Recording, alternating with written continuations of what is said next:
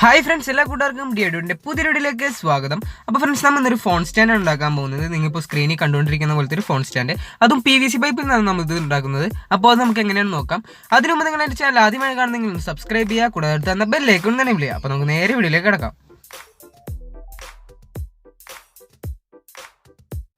അപ്പോൾ നമുക്ക് ഈ ഫോൺ സ്റ്റാൻഡ് ഉണ്ടാക്കാൻ ആദ്യം ആവശ്യമുള്ള സാധനം എന്ന് പറയുന്ന ഒരു PVC പൈപ്പാണ്. ഞാനിവിടെ 3 ഇഞ്ചിൻ്റെ PVC പൈപ്പാണ് എടുത്തിരിക്കുന്നത്. ഇനി നമുക്കിത് ഏകദേശം 10 സെൻറ്റിമീറ്ററോളം നീളത്തിൽ കട്ട് ചെയ്തെടുക്കാം.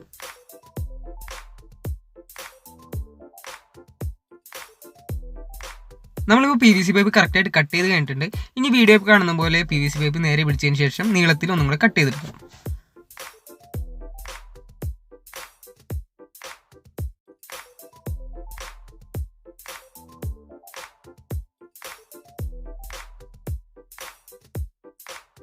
നമ്മളിപ്പോൾ PVC പൈപ്പ് കറക്റ്റായിട്ട് കട്ട് ചെയ്ത് കഴിഞ്ഞിട്ടുണ്ട്.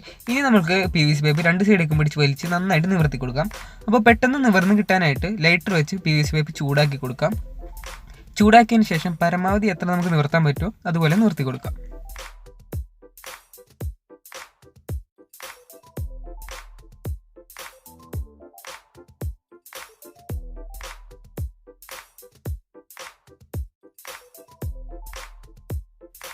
അപ്പോൾ ഫ്രണ്ട്സ്, നമ്മുടെ PVC പൈപ്പ് ഇപ്പോൾ നമ്മൾ പരമാവധി നിവർത്തിക്കാനായിട്ടുണ്ട്. ഇനി നമുക്ക് ചെയ്യാനുള്ളതെന്ന് പറഞ്ഞിട്ടുണ്ടെങ്കിൽ ഇതുപോലത്തെ ഒരു പേപ്പർ എടുക്കുക. ഞാനിവിടെ എടുത്തിരിക്കുന്നത് ബട്ടർ പേപ്പറാണ്. പേപ്പർ എടുത്തതിന് ശേഷം നമ്മുടെ PVC പൈപ്പ് പേപ്പറിൻ്റെ മുകളിൽ വെക്കാം. അതിനുശേഷം ആ PVC പൈപ്പിൻ്റെ മുകളിലും ഇതുപോലെ പേപ്പർ വെച്ച് കവർ ചെയ്തതിന് ശേഷം അതിൻ്റെ മുകളിൽ അയൺ ബോക്സ് വെച്ച് പേപ്പർ ശരിക്കും ഒന്ന് ചൂടാക്കി നിവർത്തിടുക. അപ്പോൾ ഇങ്ങനെ ചെയ്യുമ്പോൾ ശ്രദ്ധിക്കേണ്ട കാര്യം എന്താണെന്ന് വെച്ചിട്ടുണ്ടെങ്കിൽ PVC പൈപ്പ് ഒരു കാരണവശാലും അയൺ ബോക്സായിട്ട് നേരിട്ട് കോൺടാക്ട് വരരുത്. വന്നു കഴിഞ്ഞിട്ടുണ്ടെങ്കിൽ PVC പൈപ്പ് അയൺ ബോക്സ് ഉരുകി പിടിക്കും. അതുപോലെ തന്നെ PVC പൈപ്പ് ഉരുകിയത് ഒരു കാരണവശാലും കൈമലും ആവാതെ നോക്കുക. ആയി കഴിഞ്ഞിട്ടുണ്ടെങ്കിൽ നന്നായിട്ട് പൊള്ളലേക്കാൻ ചാൻസ് ഉണ്ട്. അതുപോലെ അയൺ ബോക്സും കൈമക്കൊള്ളാതെ സൂക്ഷിക്കുക.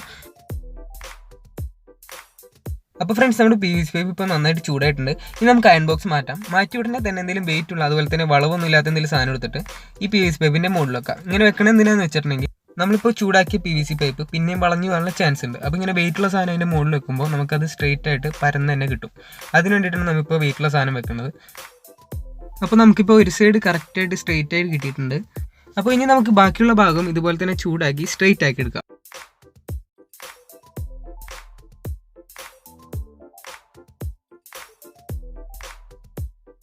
നമ്മളിപ്പോൾ PVC പൈപ്പ് കറക്റ്റായിട്ട് ഒരു ഷീറ്റ് രൂപത്തിലാക്കി എടുത്തിട്ടുണ്ട്. ഇനി നമുക്ക് ചെയ്യാനുള്ളതെന്ന് പറഞ്ഞിട്ടുണ്ടെങ്കിൽ നമ്മൾ നേരത്തെ PVC പൈപ്പ് ചൂടാക്കിയപ്പോൾ പേപ്പറൊക്കെ ഒട്ടിപ്പിടിച്ചിരിക്കുന്നുണ്ടായി. ആ പേപ്പറൊക്കെ നമുക്ക് കത്തി ഉപയോഗിച്ചോ അല്ലെങ്കിൽ സാൻഡ് പേപ്പർ ഉപയോഗിച്ചോ വരച്ച് കളയാം. അപ്പോൾ നമ്മുടെ PVC പൈപ്പിൽ നിന്ന് പേപ്പറൊക്കെ നമ്മൾ ഉരച്ച് കളഞ്ഞിട്ടുണ്ട്. ഇനി നമുക്ക് ഈ PVC പൈപ്പിനെ 22 സെൻറ്റിമീറ്റർ നീളവും അതുപോലെ തന്നെ 7 സെൻറ്റിമീറ്റർ വീതിയിലും കട്ട് ചെയ്തെടുക്കാം.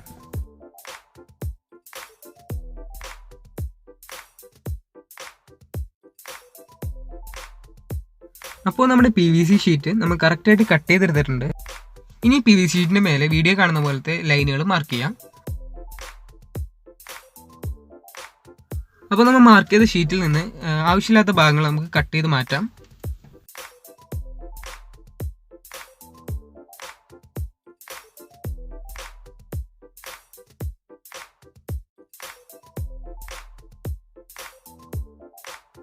നമ്മളിപ്പോൾ 2 സൈഡ് കട്ട് ചെയ്ത് കഴിഞ്ഞിട്ടുണ്ട്. ഇനി 3ാമത്തെ സൈഡ് കട്ട് ചെയ്യാൻ നോക്കുമ്പോൾ അവിടെ എക്സോ ബ്ലേഡ് കയറില്ല. അപ്പോൾ നമ്മൾ ചെയ്യണം എങ്ങനെയാണെന്ന് വെച്ചിട്ടുണ്ടെങ്കിൽ ഒരു കത്തി ചൂടാക്കിയതിന് ശേഷം അവിടെ പതുക്കെ ഹോളിട്ട് നമ്മൾ ആ ഭാഗം കട്ട് ചെയ്തെടുക്കുകയാണ് ചെയ്യുന്നത്.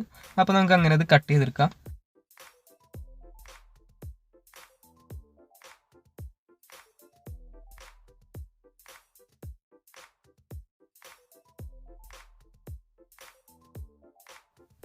നമ്മളിപ്പോൾ ആ ഭാഗം കറക്റ്റായിട്ട് കട്ട് ചെയ്ത് കഴിഞ്ഞിട്ടുണ്ട്.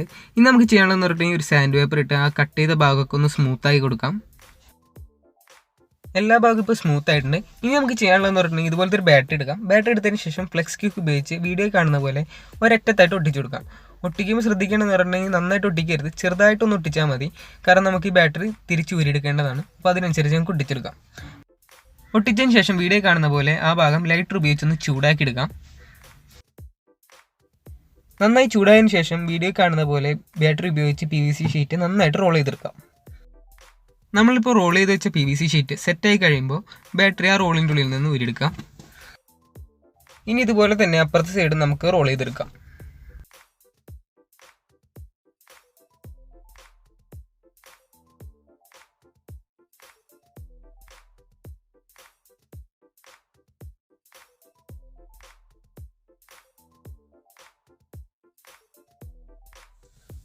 നമ്മളിപ്പോൾ ആ സൈഡും കറക്റ്റായിട്ട് റോൾ ചെയ്തെടുത്തിട്ടുണ്ട്.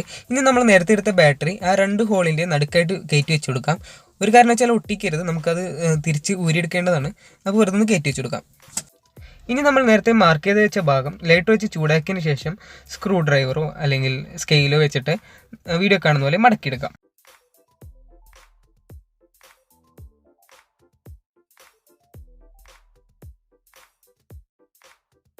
നമ്മളത് കറക്റ്റായിട്ട് മടക്കിയെടുത്തിട്ടുണ്ട്. ഇനി നമുക്കത് മാറ്റി വെക്കാം.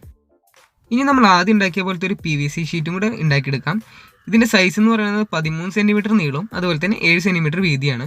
ഇനി നമുക്ക് ഈ വീഡിയോ കാണുന്ന അളവിൽ ലൈൻസ് മാർക്ക് ചെയ്യാം. അതിനുശേഷം ആ ഇൻഡു ഇട്ടേക്കുന്ന ഭാഗങ്ങൾ ആ PVC ഷീറ്റിൽ നിന്ന് കട്ട് ചെയ്ത് ഒഴിവാക്കാം.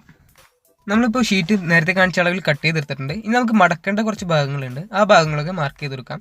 ഈ ഭാഗങ്ങൾ എന്ന് പറയുന്നത് നമ്മുടെ ഫോണിരിക്കുന്ന ലോക്കിൻ്റെ ഭാഗങ്ങളാണ്.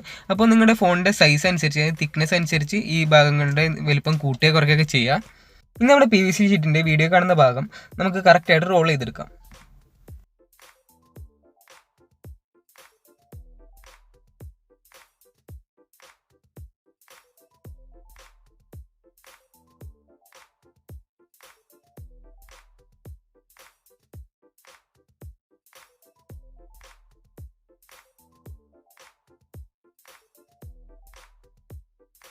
അപ്പോൾ നമ്മളിപ്പോൾ ആ സൈഡ് കറക്റ്റായിട്ട് റോൾ ചെയ്ത് കഴിഞ്ഞിട്ടുണ്ട്.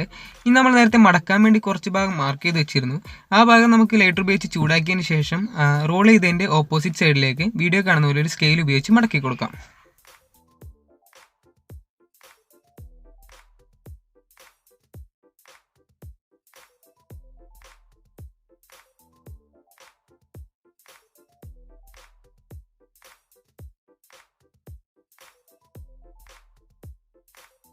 നമ്മളിപ്പോൾ ആ 2 സൈഡും കറക്റ്റായിട്ട് മടക്കി കഴിഞ്ഞിട്ടുണ്ട്. ഇനി നമുക്ക് ഒരു സാൻഡ് പേപ്പർ ഉപയോഗിച്ച് ആ ഭാഗമൊക്കെ കറക്റ്റായിട്ടൊന്ന് സ്മൂത്ത് ചെയ്തെടുക്കാം.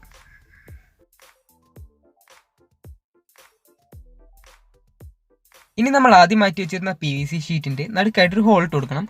അതിനായിട്ട് ഞാനിപ്പോൾ 2 രൂപയുടെ ഒരു കോയിൻ എടുത്തിട്ടുണ്ട്. ആ അളവിൽ നമുക്ക് മാർക്ക് ചെയ്തതിന് ശേഷം നമുക്ക് ഹോൾ ഇട്ട് കൊടുക്കാം.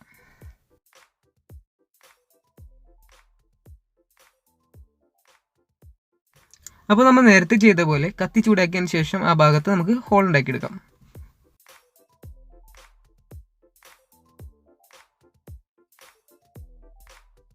നമ്മളിപ്പോൾ കത്തി വെച്ച് ഹോൾ ഉണ്ടാക്കിയെടുത്തിട്ടുണ്ട്, പക്ഷേ ഒരു ഭംഗിയില്ല കാണാനായിട്ട്.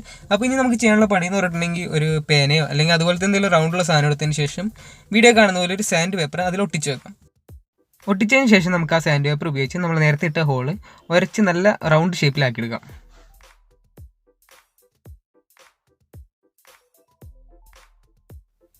നമ്മളിപ്പോൾ ആ റൗണ്ട് കറക്റ്റ് ഷേപ്പിലാക്കി എടുത്തിട്ടുണ്ട്. ഇനി നമുക്ക് ചെയ്യാനുള്ളതെന്ന് പറഞ്ഞിട്ടുണ്ടെങ്കിൽ നമ്മൾ ആദ്യം ഉണ്ടാക്കിയെടുത്ത PVC ഷീറ്റും അതുപോലെ തന്നെ നമ്മൾ രണ്ടാമത് ഉണ്ടാക്കിയെടുത്ത PVC ഷീറ്റും തമ്മിൽ യോജിപ്പിക്കും. അതിനായിട്ട് 2 PVC ഷീറ്റും വീഡിയോ കാണുന്ന പോലെ വെക്കുക. അതിനുശേഷം നമ്മൾ നേരത്തെ എടുത്തിരുന്ന ബാറ്ററി അതിൻ്റെ ഉള്ളിലേക്ക് വീഡിയോ കാണുന്ന പോലെ കയറ്റി കൊടുക്കാം. അപ്പോൾ നമ്മളിപ്പോൾ ബാറ്ററി അതിൻ്റെ ഉള്ളിൽ സെറ്റ് ചെയ്ത് വെച്ചിട്ടുണ്ട്. ഇനി നമുക്ക് ചെയ്യാനുള്ളതെന്ന് പറഞ്ഞിട്ടുണ്ടെങ്കിൽ ആ ബാറ്ററിയുടെ 2 സൈഡും നമുക്ക് ഒട്ടിച്ചു കൊടുക്കാം. നടുഭാഗം ഒരു കാരണം വെച്ചാൽ ഒട്ടിക്കരുത്, കാരണം നമുക്കിത് ടിൽറ്റ് ചെയ്യാനുള്ളതാണ്. അതിനുശേഷം നമുക്ക് ഈ PVC ഷീറ്റ് ഫുള്ളായിട്ട് പെയിൻറ്റ് അടിച്ചെടുക്കുക. അപ്പോൾ ഞാനിവിടെ ബ്ലാക്ക് സ്പ്രേ പെയിൻ്റാണ് ഉപയോഗിക്കുന്നത്. നമുക്കത് ഫുള്ളായിട്ടൊന്ന് പെയിൻറ്റ് ചെയ്തെടുക്കാം. അപ്പോൾ നമ്മുടെ പെയിൻറ്റൊക്കെ ഉണങ്ങിയിട്ടുണ്ട്. നമ്മുടെ ഫോൺ സ്റ്റാൻഡ് ഇവിടെ റെഡി ആയിട്ടുണ്ട്. ഇത് നമുക്ക് 3 തരത്തിൽ ഉപയോഗിക്കാം. ഒന്നെന്ന് പറയുമ്പോൾ നമുക്ക് ഇതുപോലെ ഫോൺ വെച്ചതിന് ശേഷം നമുക്ക് വീഡിയോ ഒക്കെ കാണാം. മറ്റൊരു രീതി എന്ന് പറഞ്ഞിട്ടുണ്ടെങ്കിൽ നമുക്കിത് ഫോൺ ചാർജ് ചെയ്യാനുള്ളൊരു സ്റ്റാൻഡായിട്ട് ഉപയോഗിക്കാം.